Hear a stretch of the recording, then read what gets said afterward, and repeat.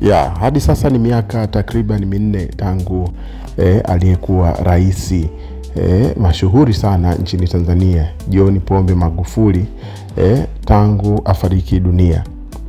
Kumbukumbu zinaonyesha kuwa alifariki tarehe 17 mwezi Machi mwaka 2021. Lakini tofauti na marais wengine, kifo cha Rais Magufuli kilikuwa cha kushtua sana. Lakini kitu ambacho kinaendelea kushangaza dunia na hata Watanzania wote kwa ujumla ni kitendo cha Watanzania wenyewe kokote walipo kuendelea kumposti rais huyo mara kadhaa, ikiwa kama kumbukumbu ya mambo yote ambayo alikuwa akiyafanya kwa kizalendo. Sasa hiyo imekuwa ni kama tamaduni kwa Watanzania. Hawakusubiri tu kumwenzi Magufuli siku kama hii ambayo ni kumbukumbu ya kifo chake. Wao wamekuwa na utamaduni wa kuposti. Yaani mtu akijisikia tu huwa anaposti picha za Magufuli. Kuna wengine ambao mlengo wao wa kisiasa ni tofauti kidogo, hawamposti kiongozi huyo kwa namna yoyote, kwa kuwa tu unatajwa kuwa uongozi wa Magufuli pia ulikuwa na shida zake na kadhia, hasa kwa wanasiasa. Kuna baadhi ya viongozi ambao ukipambanisha na Magufuli, yani viongozi waliofariki ukiwafananisha na Magufuli, wamekuwa hawapostiwi kabisa, maana yake hawakumbukwi kabisa kwenye akili za Watanzania. Lakini kuna wengine tumekuwa tukifosiwa kuwakumbuka kwa kuwekewa siku maalum, sherehe, lakini kufanyika pia sasa nataka nikutajie sababu hapa ambazo wengi wamekuwa wakizungumza kwamba ndio zinasababisha hayati Magufuli apostiwe sana au akumbukwe mno kuliko viongozi wengine ambao waliwahi kuwa maraisi nchini hapa. Sababu ya kwanza ambayo inatajwa ni kugusa wanyonge moja kwa moja. Rais Magufuli alikuwa na ile tamaduni ya kufanya ziara, lakini akiwa kwenye ziara anatatua tatizo moja kwa moja kwa wananchi.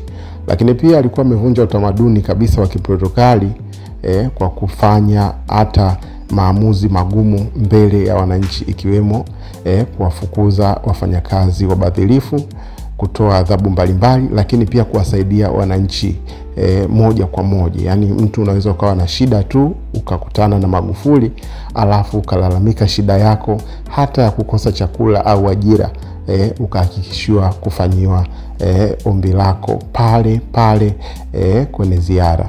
Kubwa zaidi ni yeye kujiita mwana mapinduzi na kutaka nchi ya Tanzania isonge mbele kwa kufanya ukarabati au ujenzi mkubwa kuwahi kutokea.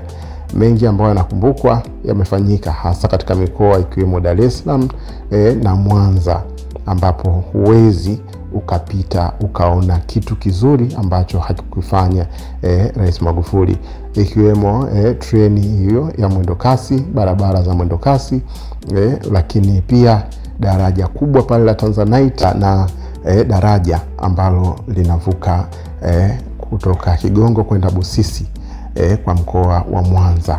Hayo yote ni machache, lakini mengi ambayo ni yale ambayo alisema kuwa akiondoka yeye yatafeli, ikiwemo Stiglas Gorge, mradi mkubwa kabisa wa kufua umeme ambao ulilengwa kumaliza tatizo la umeme kabisa nchini Tanzania. Pili, inatajwa kuwa watu wanaposti picha au video za Magufuli ikiwa tu wataona wamefanyiwa isivyo haki. Pale ambapo Watanzania watataka kulilia haki ambayo ilikosekana, basi watakumbuka neno ambalo aliwahi kulisema hayati Magufuli na kuposti video ambayo inarelate.